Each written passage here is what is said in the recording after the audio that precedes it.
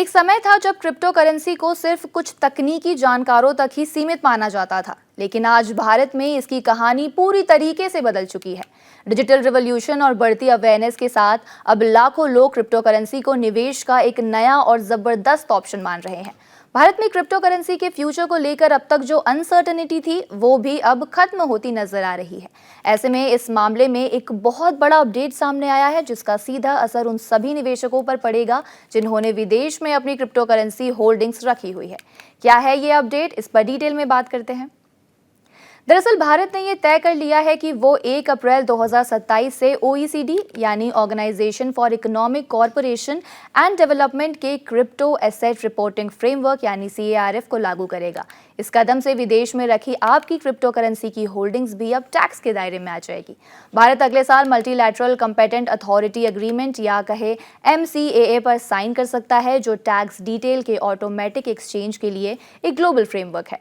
Media reports के अनुसार वित्त मंत्रालय के एक वरिष्ठ अधिकारी के मुताबिक भारत ने साल 2015 में फाइनेंशियल अकाउंट्स की जानकारी के लिए MCAA पर साइन किए थे, लेकिन क्रिप्टो एसेट्स को कवर करने के लिए CARF के तहत एक अलग समझौते की जरूरत है। उन्होंने कहा कि 2027 की डेडलाइन को पूरा करने के लिए तैयारियां पहले से ही चल रही हैं।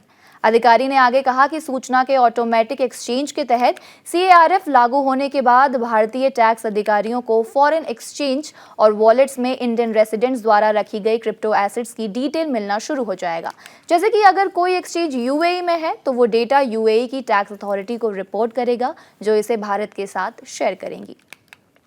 रेसिडेंट्स को इनकम पर भारत में टैक्स देना होगा। लोगों को ऐसी इनकम पर डबल टैक्स से राहत मिलेगी, लेकिन उन मामलों में जिसमें टैक्स पहले ही विदेश में चुकाया जा चुका है। CARF के तहत crypto asset service providers, exchange brokers, wallet operators और नॉन फंजिबल टोकन यानी NFT मार्केट प्लेस को crypto to fiat conversion, crypto to crypto trade platform और वॉलेट के बीच ट्रांसफर और $50,000 से ज्यादा के हाई वैल्यू वाले रिटेल पेमेंट्स की डिटेल देनी जरूरी होगी।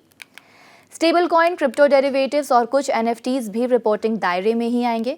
आपको बता दें, इंडस्ट्री अनुमान के अनुसार भारतीय क्रिप्टो मार्केट का एक्सचेंज वैल्यू लगभग $172 बिलियन है। साथ ही इसी साल भारत में क्रिप्टो यूजर बेस 10.7 करोड़ को पार कर जाने का अनुमान भी है। खैर, ये तो साफ है कि विदेश में रखी क्रिप्टो होल्डिंग्स पर टैक्स का ये नया नियम निवेशकों के लिए जहां एक नई चुनौती है, वहीं क्रिप्टो मार्केट को एक लीगल फ्रेमवर्क भी देगा। अब देखना है कि 2027 में लागू होने वाले इस नियम से भारतीय क्रिप्टो मार्केट पर क्या असर पड़ता है।